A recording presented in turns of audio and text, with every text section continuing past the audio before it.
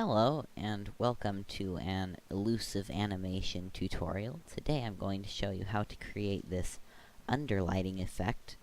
You can use this for magic crystals and things like that. And let's get started.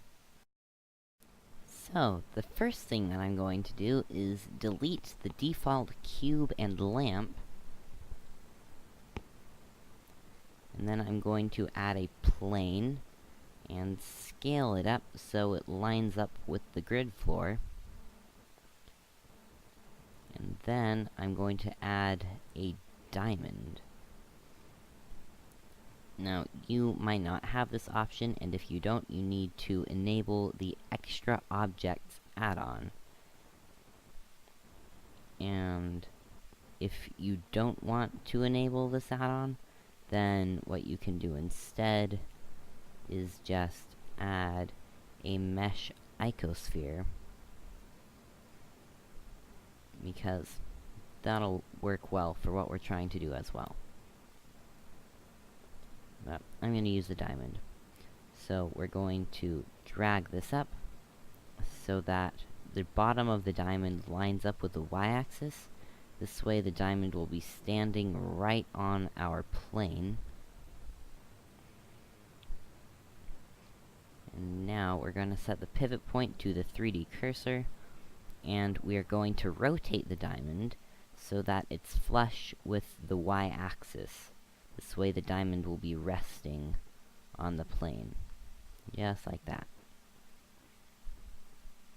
And that looks pretty good. So we've got our scene set up now. So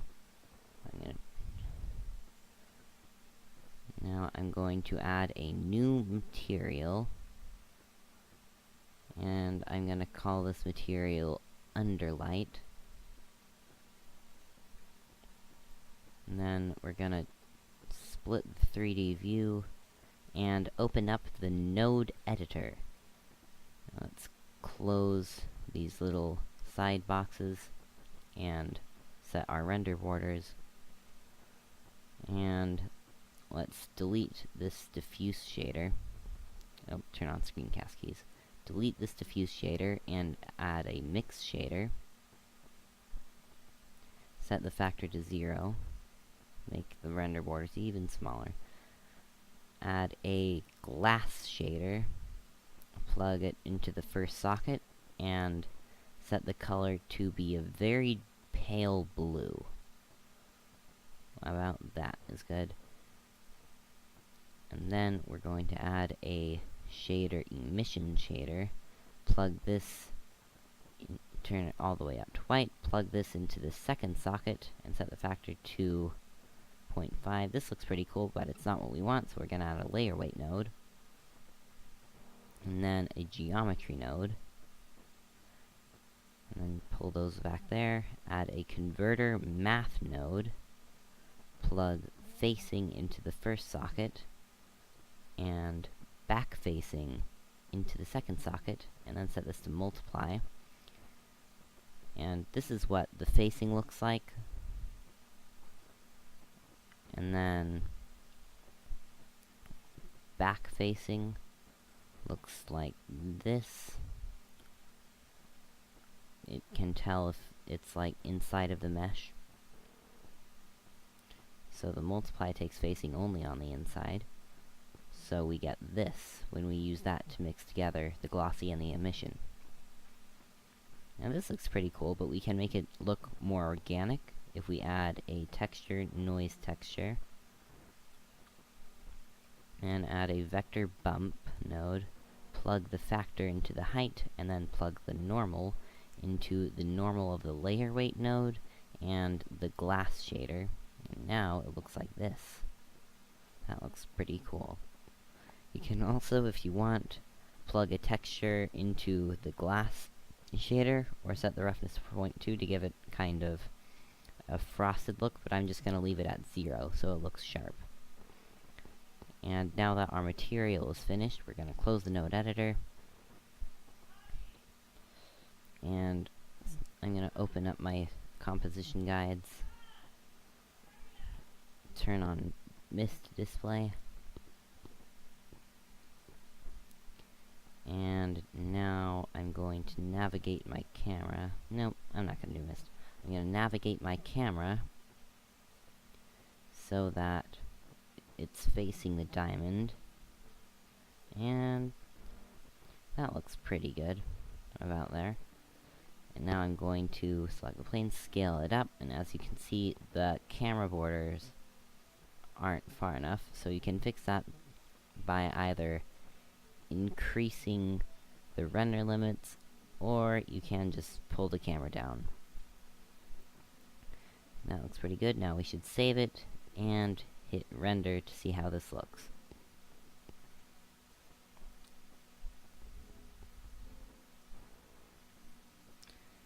Now we're gonna add some depth of field. This will make one part of the diamond in focus, and the rest of it will be kind of blurry.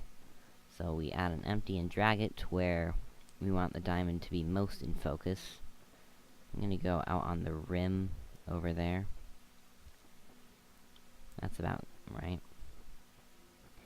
And now I'm going to name this empty depth of field. And go to my camera, set the focus for the depth of field to be our empty, and then let's restrict our render borders and see what this looks like. And let's see, the whole diamond is in focus. We need to change the radius. 0.1 is a little too much, so I'm gonna set it to 0.07. So that looks pretty good. Control-Alt-B to clear our render borders. Let's save this one more time, and now we can hit render.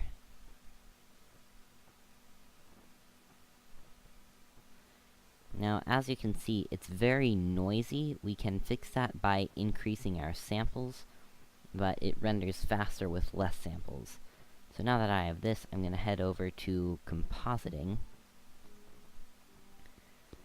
And what I'm gonna do here is I'm gonna drag out our render layers so we have more room. I'm gonna add a filter blur node, set this to fast Gaussian, check relative, press Y, and plug the image into our image. And let's see what this looks like. Let's set X and Y to 1, and then set our size to 5. And that is pretty blurry. So now we're gonna add a color mix node, set this to add, and then we're going to plug that in and see what that looks like. And it's kind of glowing, but it's a little too bright, so let's turn down the factor. That's pretty good. Dodge doesn't do anything, so let's keep it at add. And that's pretty good. So what we should do now is add a color RGB curves node, and then hump up the white so it's brighter, and then crush in the dark. And this'll up the highlights and crush in the darks, which looks pretty cool. You can tweak this if you want to lessen the effect, but I think this looks pretty good. So now save it one more time.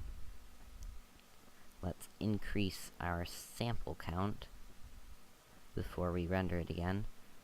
Save it one last time and hit render. Thanks for watching. Be sure to give this video a thumbs up if you liked it, and if you want more tutorials, be sure to subscribe.